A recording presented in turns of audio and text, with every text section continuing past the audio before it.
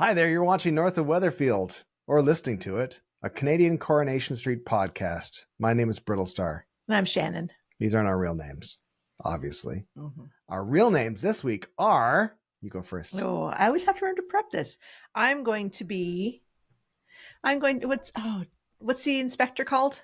What's the woman, the blonde inspector?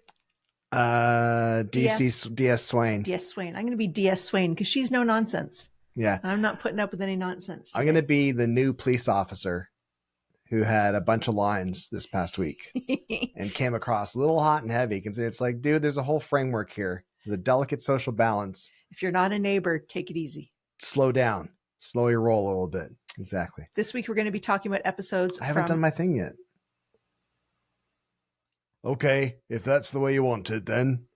I don't know, it was close. Was it? Yeah, I don't know. This week, we're talking about episodes from March 4th to March 8th that aired in Canada that week. So if you haven't seen those episodes yet, this will be nothing but spoilers. So don't listen. Avert your ears. Are you averting them? That's right. You didn't answer. That's good. Good for you. That was the first test. Theme song. Oh, yeah, we got to play a theme. We have a theme. I forgot we had a theme. We should do that now. Are you ready? Yep. Here goes.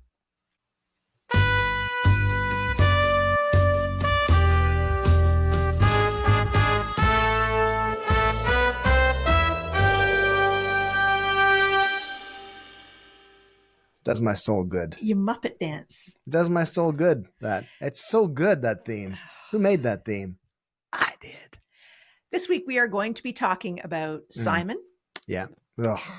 Briefly about Adam and Harvey. Yep. Lauren. Yep. Good old Lauren. Paul and Billy. Mm-hmm. Bethany, Daniel, and Daisy. Back to the Three Amigos again. And Liam and Dylan. Okay. So a lot of stuff happened this week. Tremendous amount of stuff. You've got a lot of notes. I know. Hold your notes up to the camera so the viewing audience can see. Well, no, these aren't my notes. These are my compiled notes. Thanks to Wilkins Health and Safety Solutions. I don't know where we got those. From Emily. All right. Yeah. Thanks, Emily. I'm a paper pad acquirer. So a lot happened. And all right. Okay, I'm ready. You ready? Let's do this. Okay. Yeah. So Simon, poor Simon. So Nick came in after Simon's night out, and then he'd woken up the next morning, decided to tip into the body before he went home. Yeah. Was home playing video games, and Nick asked him to drive Sam in to his chess tournament. Oh, yes, that's right. And Simon said no repeatedly, and Nick pushed him. And so he said he would. Now, this brings up the thing we have now said numerous times. If anyone ever says no to driving, just take them at their word. Yes. Okay, that's fine. Yes. They've got their reasons. Anyways, he did give in and he did drive him. He was not feeling well, was barely holding it together, then got slightly distracted, drove off the road into a road sign. Into a road sign, a speed sign. Driving over the speed limit was the joke that Yes. Kevin's mate made to him. That's right. And it also reminded me of one of my favorite phrases, English phrases. Go on. When Leanne found out, she said her car was pranged. Mm-hmm. Yeah. I like that. Prang. Yeah. It's very onomatopoeic. Although it turned out it wasn't pranged. It was pretty much demolished at the front end. Perunked. So first of all, well, anyways, I'll go through this. No, I'm going to stop here. So they went at a decent speed off the road into that sign. Yes. Because it knocked the whole sign over. Yeah. Ripped apart the car. Yeah. And it said posted speed was 30. So they were obviously going faster than 30 miles an hour. No, the sign, if you're going in a 60 mile an hour spot, the sign isn't strong enough to withstand 59 miles an hour impact. I wasn't suggesting the strength of the sign was dictated by the speed. Okay. I'm just saying that's how fast they were going, at least over 30. But that's fast. It was not a remote area. They did this, and then you see a young person and a kid get out. They're there for a minute or two before they scarper. Yeah. Not one single person stopped. That's just or phoned it in. Listen, that's the law of the land in England. I was just there recently. It's just I ain't seen nothing. Keep walking. That's the English national slogan. I ain't seen nothing. So Sam misses his chess tournament. Yeah. They go back to the flat. Leanne comes back and is like, why is Simon in his room? Why is Sam in his room? What happened? And first of all, Sam, just to keep being a lovely kid, Mhm. he was just like, that's okay. I'll watch the tournament live On my phone. on my iPad or something. Yeah. Yes. Yeah. Because he's a nice kid. He is. Leanne questioned him. He said he'd crashed the car. Then he admitted he'd been drinking. He's feeling awful about it. She's giving him a hard time, and he seems to actually be remorseful. But then He seems like he's going to stop drinking. yeah. He's had enough. He says he's going to turn himself in. However, But before we get to that point though, because he said, because Nick was like, what happened? And she said, oh, well, no, we hadn't. Oh, yes. At the time, she just said, oh, it's the brakes. Something wrong with the brakes. yes. Yeah. So she was covering for him again. Yes. But to be fair, the two of them were dealing with it. They're starting the process. It's not a good sign, Shannon. Then the next day, Sam is in the cafe. Yep. Having whatever they do there every morning, that everyone always seems to go there and not have breakfast or coffee before school. Yeah. He was playing chess with Roy. Yeah. Making some poor decisions, some illogical moves. Unlike his character. And Roy was like, that seems unusual. Yeah. And he mentioned it. Good for Roy. Yeah. Good for Roy. Sam goes to school, collapses. Ugh. Found by Hope. Yeah. Who you wouldn't think would be that sympathetic, but I guess they're kind of boyfriend, girlfriend. Kind of boyfriend, girlfriend. So he goes to the hospital, no brain bleed, but he has a concussion. Yeah. Simon, in the meantime, when Nick is running to the hospital, he's seen Kevin. Yeah. Kevin talks about what he needs to fix. And then Nick finds out that it's not the brakes. Yeah. Kevin's like, oh, no, nothing to do with the brakes. So Nick comes in hot to Simon, understandably. Uh-huh. Sam's in hospital and freaks out on him. Anyways, Nick kicks him out of the house. Right. Yeah. So Simon leaves. Where's he going to end up? Where does he go? There's only one place to end up. Well, now there's two, but he goes to Victoria Gardens overnight. Why is there two? What's the other second place? The new place with the playground and the. Oh yeah, that's true. But people flats. don't hang out there. Sometimes they do on the swings. Just kids. Yes. Just kids. Yes, and then the next morning, Leanne sees him there sleeping in the gardens. Right. And she says, "That's it." So what's your take? What's your take on this? How do you feel about Leanne? How do you feel about Leanne's actions in this situation? I stand by her actions. I think, first of all, what does it accomplish kicking him out? Oh yeah, that's nonsense. Like that accomplishes that. All it does is create one more problem. Yes, exactly. And I get it when Leanne was saying to Nick, so we've got two classes of kid here. Sam is more valuable to us than Simon. Like you can't. I didn't buy that. Yeah, I thought that was fair enough. It's like you wouldn't kick Sam out for something. No, but see, I think he's less likely to do I something. think what was happening is that Nick was wrong to kick him out. Yes, absolutely. Yeah, fully agree with on that. However, I think what was happening is that in covering up for Simon, Nick perceived Simon's indiscretions. Is that only for sex or is that for car wrecks as well? It makes it sound like it's not serious. Okay. His misdeeds. Yes. Okay. It made Nick perceive his misdeeds as intentionally and selfishly motivated. Right. As opposed to, oh, this kid he needs help. He needs help. Yeah. So I think that was the problem there, is that Nick's reaction was overboard. However, he was being presented with those actions in a way that made him seem like, oh, he's just being a turd. Now, is Leanne just hiding it because Nick's a hothead? I don't think Nick's a hothead. I mean, Nick can fly off the handle sometimes, but I think Nick's big problem, like in many of these TV shows, nobody talks. Nobody just says, hey, listen, here's the situation. Yeah. Everyone has pregnant pauses. Everyone's forgetting their phones. Right. Just talk to each other. Yeah. That's all. If I could say one thing to the residents of Coronation Street in Weatherfield, just talk to each other. Yeah. Yeah. Yes. Yeah. Could have had a quiet conversation between Nick and Leanne. Yeah, I agree. Okay. Briefly on Adam and Harvey, because that was at the beginning of this week, super long Seems like week. Forever ago. Adam was pushing John, the dying man who was confessing, falsely confessing, into locking down his story at the police station. John, a little easy-ozy about that. Yeah. Didn't care too much about that. John went into the police station, made his confession. Police released him. They don't know What that if meant. they even believed him or Yeah. not. But in any case, Harvey was content with what was happening. So for Right. now, Harvey's not killing anybody. That's on hold, which Although, is good. I mean, As far not as we killing know. anybody is part of the deal. He's supposed to be. Yeah, he's But supposed anyways, to not be killing anybody.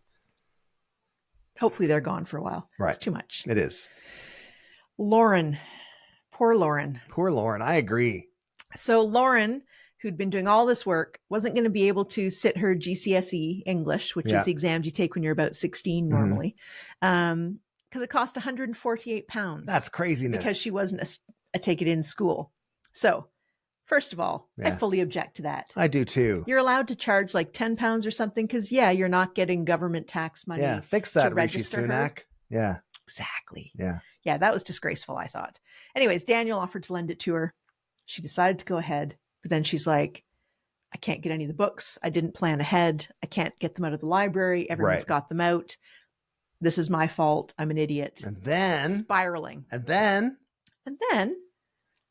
Bobby stepped up. oh, I don't like this at all. Well, no, this bit was nice. This is a sign that, okay, we're going to show that he is a bit of a human now. Well, yeah. So Bobby went to Evelyn, Mhm. who works in the charity shop, Yeah. and he gave her £20 and a list of books Yeah.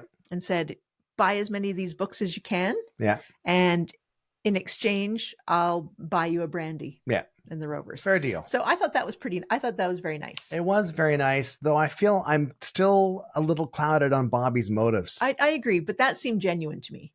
I do, and we've said this as well. I love the fact that what does Bobby have? Cerebral palsy, is that right? I think so. That is a non-issue in any part of his character. Yes.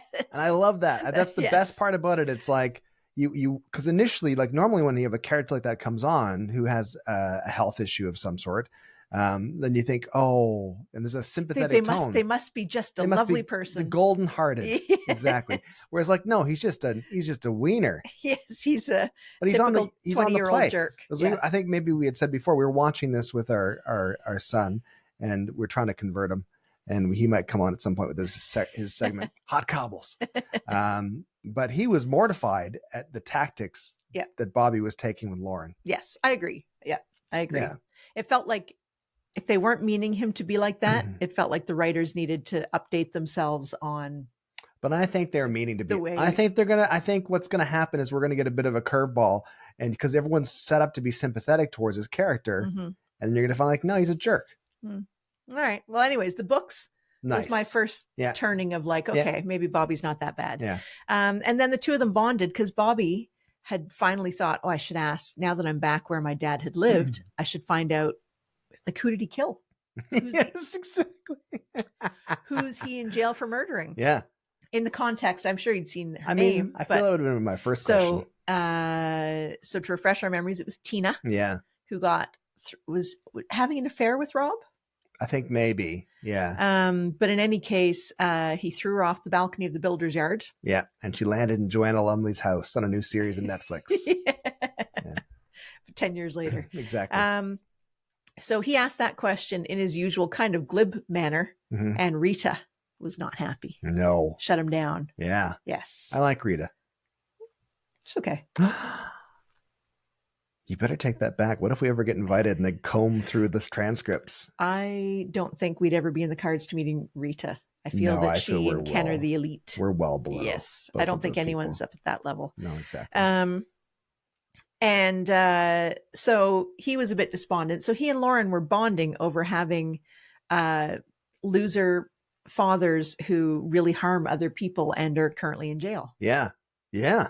So like they're both damaged people. I can see the connection there for sure. Absolutely. For sure. And then Lauren decides she needs to watch a movie for school of a classic book or whatever. One of the books. Yeah. So he says he's going to go over and do it. Now, they're cuddled up on the couch when Carla arrives home. Not cuddled up, under a blanket. Under together. a blanket. Nothing going on. Yeah. But cozy. Yeah. But then it turns out that Carla finds out Bobby has turned the heat down. Exactly. Which is part of why they're chilly.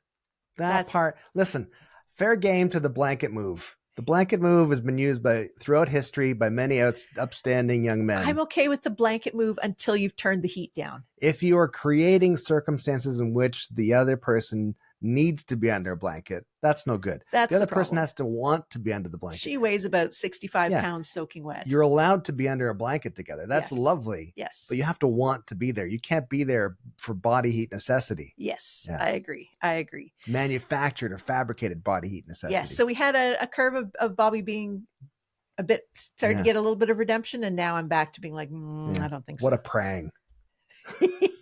That's not how you use the word, but it might be the new way. Paul and Billy. Man, So much. There's so much stuff. I did enjoy that they called it Valley Day for Valentine's Day. Yeah, that was good. Which I suspect is VALLY. Yeah. I liked it. So for Valentine's Day, Summer and Billy are trying to plan out a good day for Paul. Yeah. Because it's going to be his last Valentine's Day.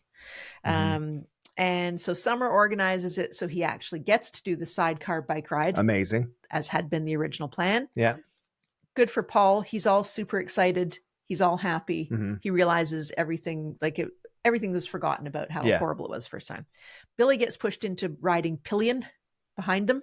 Pillion? They even used that word in the show. Really? Yeah, that's the word. I imagine. I'm not doubting it's the word. It's just I didn't pick up on it. My brain ignored it. It was like, nah, it's too much of a word for you. And Billy was like, I don't know. And they pushed him and he did. But of course, his back wasn't Billy. good for his back, Billy. bumping around. Yeah. Yeah. Never mind getting on and off. So he was already in some pain, popping some more pills. Yeah. Billy had planned dinner at the bistro. Right. So here's an aside. Okay. The bistro. Yeah. Valentine's Day. Yeah. So Valentine's Day everywhere. Yeah. With a nice meal. Sure. Books up. Kevin and Abby. Kevin popped in the day before Valentine's Day and booked a table for Valentine's Day. Yeah. Billy booked a table right before for Valentine's Day. And somebody else went in there too and booked a table. It's like, why is the bistro not? Considering I couldn't get into Pizza Express, I feel the bistro would have booked up well before that. Yes.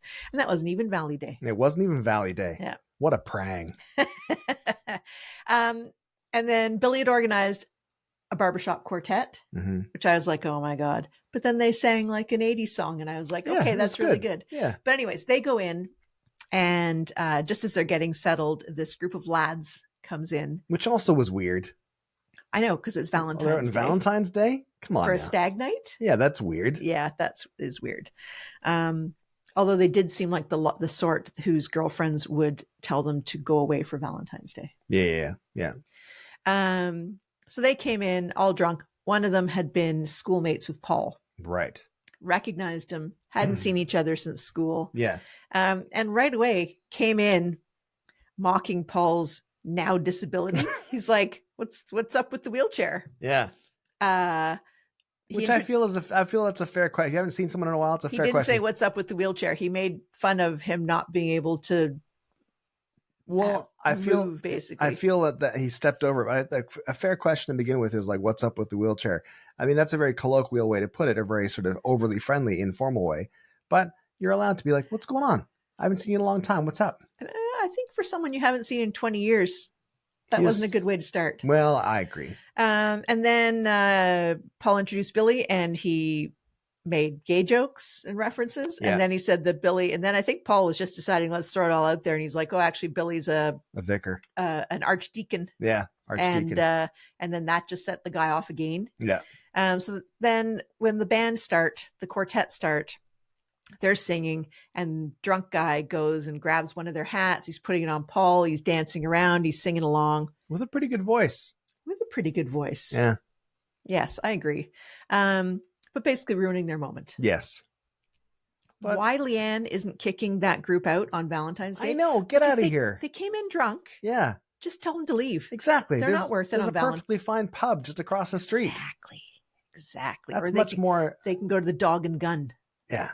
But let's backtrack a little bit here. I think that, first of all, going along with the idea that it was easy to get a table in the bistro. Yes. Maybe it was easy because people are booking barbershop quartets and this word on the street is, listen, Don't go in there for a romantic meal. You'll end up with a barbershop quartet beside you. Yeah, fair enough. But I thought that was a weird choice of things to have come in. It was like, really? We're doing a barbershop quartet? Yeah. Like, Yeah. not a person coming in with a violin or something? Yeah. You know what I mean? Yeah.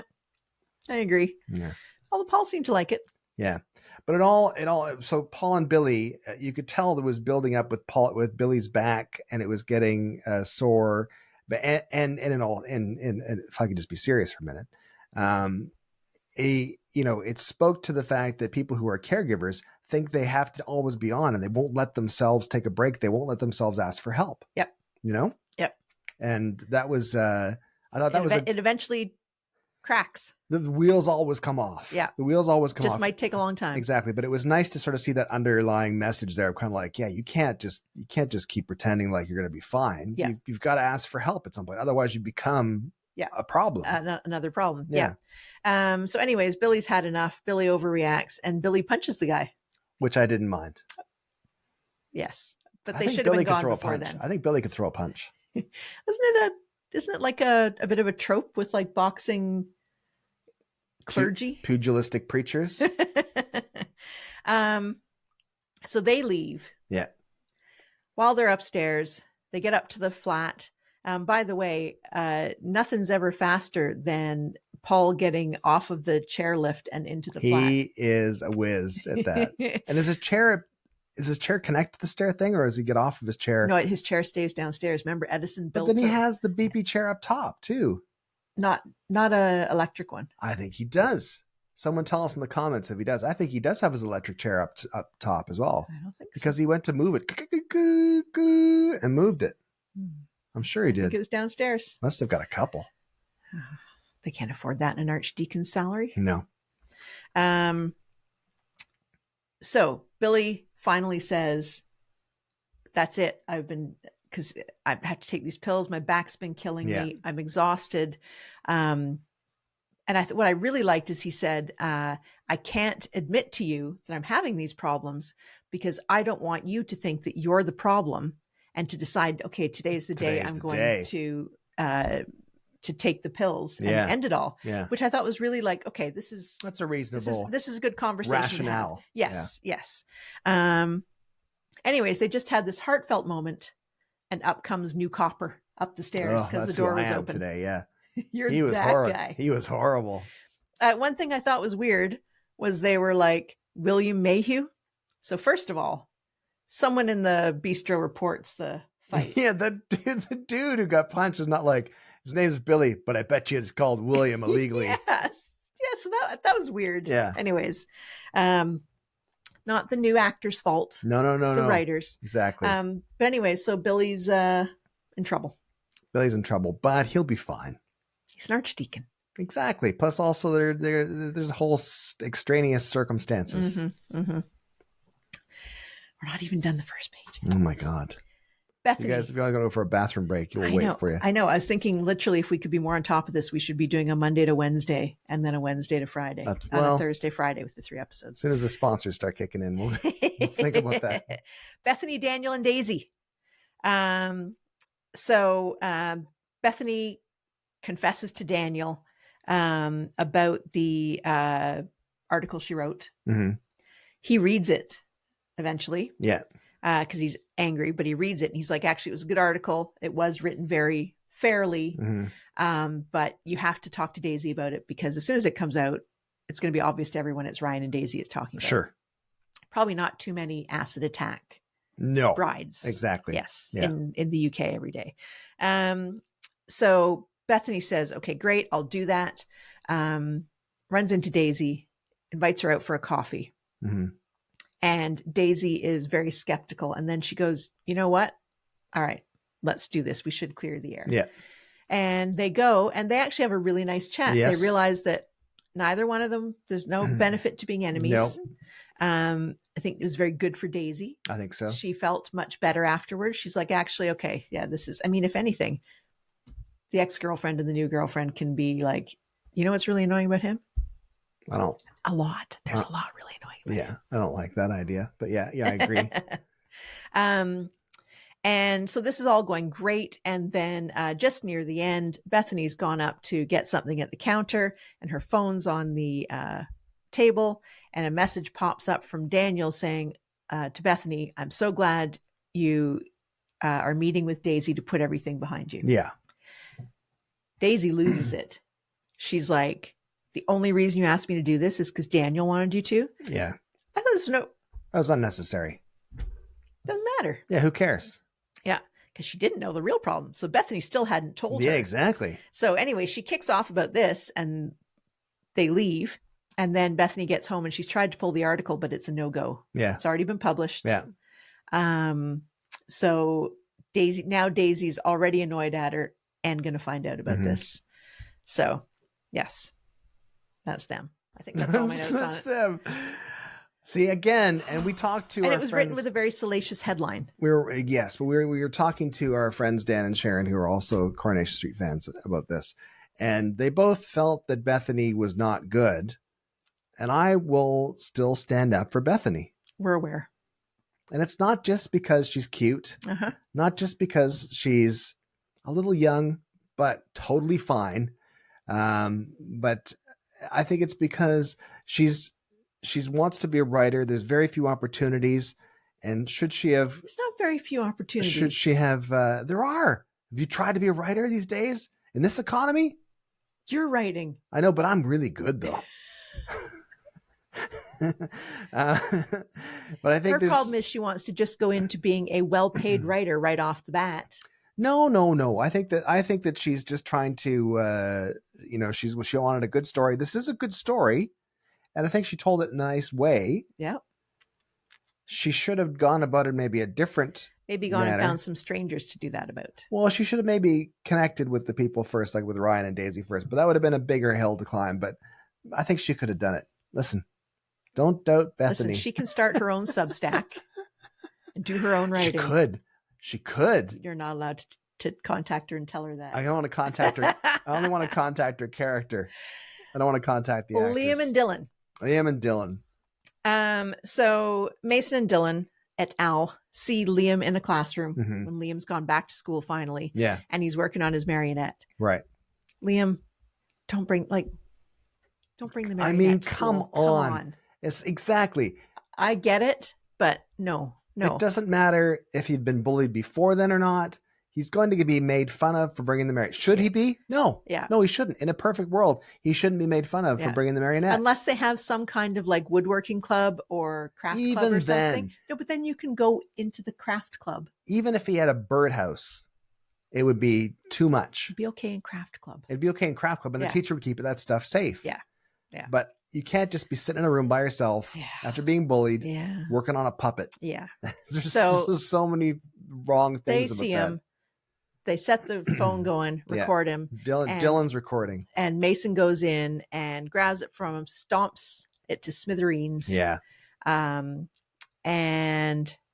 then, so poor Liam. Now it's just been wrecked. All this hard work, he's put in dozens of hours. And then we see that, they've sent Liam the video when he's at home that day. Yeah. And also George walks in. Mason and Dylan are in the house, in Eileen's house. And George walks in. He actually sees that Dylan has a piece of the marionette, although George doesn't know what it is yet. No, but he's caught on because he's been bullied before. Yes. He knows the signs. Yes. Yeah. So surely with the video, like there's no way they sent the video just to Liam. No, it went everywhere. It's been on absolutely Yik Yak and Snapchat and everything. Snoogie. Yeah. And all that kind of stuff. Yeah. So surely it's going to be found out. But I just want to say that I'm really enjoying George these days. George has been great because George, I think he's going to play a role in the comeuppance of Dylan and Mason. And I'm hoping that there's going to be a comeuppance for Dylan and Mason, because I think poor Liam can't take much more. No. I think he's going through a hard thing, and he's already a sensitive guy. Do you think Dylan is redeemable? Yeah, I think Dylan's absolutely redeemable. Do you think Mason is redeemable? No, I do not. No, I don't either. I think Mason's bad to the core. Yeah. And Mason's going to end up in jail. Yeah. Yeah. He's going to end up in correctional for something. Yeah. Or he could end up really hurt, like physically, by Liam. I feel Liam's at a rage point. I do worry with the things that Gary has in that shop. Marionettes. He's had guns before. Exactly. He probably has knives. Exactly. Yes. Yes. I agree. Yeah. I agree. Yeah. Tara, So poor I worry. Liam. I hope, well, listen, Liam, if you're listening. Puppets are cool. There you go. So, yes. So I felt we were racing through that and yet didn't actually get to discuss much. It was more just We like discussed a talking about, tremendous amount. well, we we just more- digested it. we talked about more what happened. Well, there was a lot of, retelling the storylines. Yes. I think that's There necessary. were too many storylines. There were this too week, many storylines. but at least they were more interesting this week. What's your favorite storyline this week? Well, I kept the Liam, Liam, Dylan, Dylan. George to the end because even though we didn't see much of that this week, the George, Dylan, Liam thing, I'm hoping is going to be end up being a nice storyline. I think so too. And I think also one of the full credit to the actor who plays George, because he's got a sympathetic, and because he's a great character, because he's got a sympathetic eye. You can tell like he's a sympathetic look, and he's understanding things and thinking about things, but he's also an imposing guy. Yes. Yes. Like any of those three kids, like Dylan, Mason, Dylan and Mason. Mason's quite big. Yeah. George could just sit on him. Yes. George could just grab him by the shoulder and push him down on the ground. What was your favorite storyline this week? My favorite storyline this week was probably, it could be Liam and Dylan, but I do want to see how our Bethany's going to make it. I think she's going to be able to squeak through and people are going to be like, And maybe there's going to be opportunities that come from the article. Oh, I think she'll be able to squeak through as well. Don't get me wrong. Maybe there's opportunities that'll come from the article for the others in the article. Maybe Daisy will step forward and be like, Daisy and Ryan might get together and go like, you know what? Let's take this to Loose Women. Let's take this and talk to Lorraine about this. Or another British talk show, This Morning or whatever it's called. We don't know who's on the shows anymore. No. The only ones we knew don't work there anymore. As long as they stay off GB News, we'll be fine. Should we play the theme? Yes. Thank you so much for listening and or watching. Before the theme. Yes. The bit we keep forgetting. So yeah. Subscribe on Substack. Oh yeah, subscribe on Substack. So you might be listening to this elsewhere, but if you subscribe on Substack, it's free. Yeah. And it means that you can comment on the episodes. And there's been a lovely group of people that have been chatting about the episodes. Yeah. Hundreds of people. Yeah. And chatting to each other and filling in the blanks that mostly we forget about, but some other people forget about too. I like how some people, it's very religious for them. They know the doctrine, they know the Bible of the Coronation Street Bible and the canon of the story. They know who the people are and they'll correct us. I like all that stuff. Well, I mean, technically we should, but we just don't pay enough attention. Plus we're not that smart. We're mostly looks. Yes. We're basically Bethany's, both of us. Here comes the theme.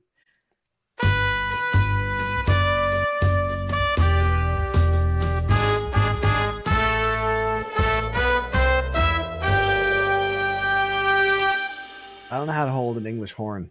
That's apparently an English horn. I don't know what that is. Because a French horn's like this, right? You like this? It's like a big Danish. So wait, no, I'm DS Swain, so I'm going to have to say, listen, I don't have time for this right now, but I've got your details and I'll get back to you. Because I am the only detective in Weatherfield. I'm the only competent person here. Nick and I are the only ones trying to run the show. And I'm whatever that constable's name is. And I'm going to come in hot and say, listen, I don't know what the situation is here, but just everyone come down to the station. Thanks for listening and watching. See you next week.